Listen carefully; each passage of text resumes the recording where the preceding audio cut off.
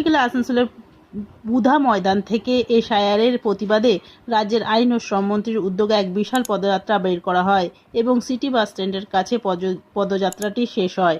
সেখানে একটি সভার আয়োজন করা হয়। পদযাত্রায় পা মেলান আসানসোল পৌর নিগমের ডেপুটি মেয়র অভিজিৎ ঘটক, মেয়র পরিষদের সদস্য গুরুদাস চ্যাটার্জি, বড় চেয়ারম্যান অনিমেষ দাস সহ বিভিন্ন ওয়ার্ডের কাউন্সিলরেরা।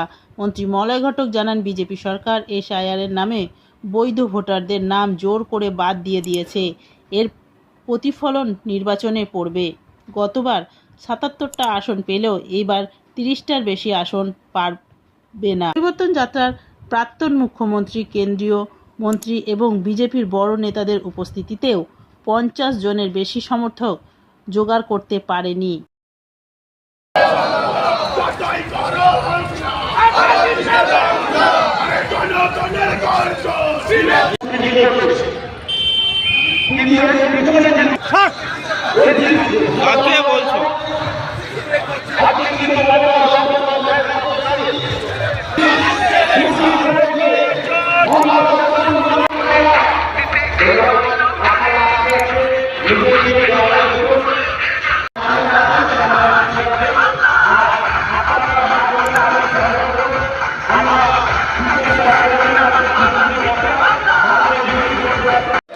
এসআইআর বিরুদ্ধে এবং আমাদের মন্ত্রী আমাদের সঙ্গে পা মিলিয়েছেন। তাই আজকে যারা বাবুরা রথে চেপে ঘুরছেন, আজকে শিক্ষার দিন আপনাদের, যে আমাদের নেতারা চলে রাজপথে, আপনাদের মতো রথে নয়। তা আজকে অনেকক্ষণ হেঁটেছেন, আমরা আজকে বক্তব্য বিশেষ রাখবো না। আমি ভানুকে মাইক ফিরিয়ে দিচ্ছি। জয় হিন্দ, বন্দে মাতরম, তৃণমূল কংগ্রেস জিন্দাবাদ, মমতা বন্দ্যোপাধ্যায় জিন্দাবাদ, অভিষেক বন্দ্যোপাধ্যায় জিন্দাবাদ, আমার নেতা তোমার নেতা মলয় আছে। পশ্চিমবঙ্গ সরকারের মাননীয় মন্ত্রী বিধায়ক মলয় ঘটক, আপনারা জানেন যে আমাদের নেত্রী মমতা বন্দ্যোপাধ্যায় তিনি অবস্থানে বসেছেন। এসআইআরের যে চক্রান্ত আজ বাংলায় চলছে, সেই চক্রান্তের বিরোধিতা করে। এর আগে আমরা দেখেছিলাম আমাদের নেত্রী মমতা বন্দ্যোপাধ্যায়কে, তিনি রাস্তায় নেমে বাংলার মানুষের জন্য আন্দোলন করেছেন, তিনি অনশন করেছেন, তিনি অবস্থান করেছেন, তিনি মিটিংয়ে মিছিলে বাংলার মানুষের অধিকার রক্ষা করেছেন। কিন্তু কয়েকদিন আগে আমরা প্রথমবার দেখলাম ভারতবর্ষের কোনো নেতা, কোনো নেত্রী, কোনো মুখ্যমন্ত্রী যেটা করেনি কোনোদিন, সেই মমতা বন্দ্যোপাধ্যায়কে সুপ্রিম কোর্টের চিফ জাস্টিসের সামনে দাঁড়িয়ে বাংলার মানুষের অধিকারের জন্য সওয়াল করতে দেখেছি যে বাংলার গ্রিন আসানসোল, ক্লিন আসানসোল, আপনাদের শহর আসানসোল। इसका जवाब देना है, बीजेपी को हराना है। खाली BJP, no vote to BJP नहीं, बीजेपी को बॉयकॉट करना है।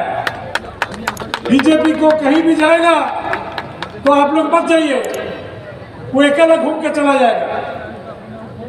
बीजेपी को बॉयकॉट कर दीजिए। बंगाल में बीजेपी का दरकार नहीं है। ममता बनर्जी है, ममता बनर्जी रहेगी, ममता बनर्जी चीफ मिनिस्टर बनेगी। इतना कहते हुए आप लोग जितने भी यहाँ पर आए हैं, आज इतना दूर, करीब 4 किलोमीटर आप लोग पैदल आए हैं, इसलिए आप लोग को मेरा नमस्कार, धन्यवाद। और आज आप लोग जानते हैं कि रमजान का मास चल रहा है, इसलिए माइनॉरिटी भाई बहन लोग आज का जुलूस में এই কারণে মিছিলটা হলো এবং সভাটা হলো। এটা আমাদের পার্টির একটা মিছিল ছিল, এসআইআর যেভাবে হচ্ছে তার প্রতিবাদে। তাতে প্রচুর হাজার হাজার মানুষ আজকে যোগদান করছে। এক্ষুনি আমাদের শেষ হলো এবং আমরা তো মাইকে বক্তব্য বলেছি যে যেভাবে এসআইআর করা হচ্ছে, যেভাবে মানুষের নাম জোর করে কেটে দেওয়ার ব্যবস্থা হচ্ছে, তার সত্ত্বেও এবারে দ্বিগুণ ভোটে বিজেপি হারবে। এবারে গতবার ৭৭টা পেয়েছিল, এবার ৩০টা আপনাকে দিয়ে দেবে।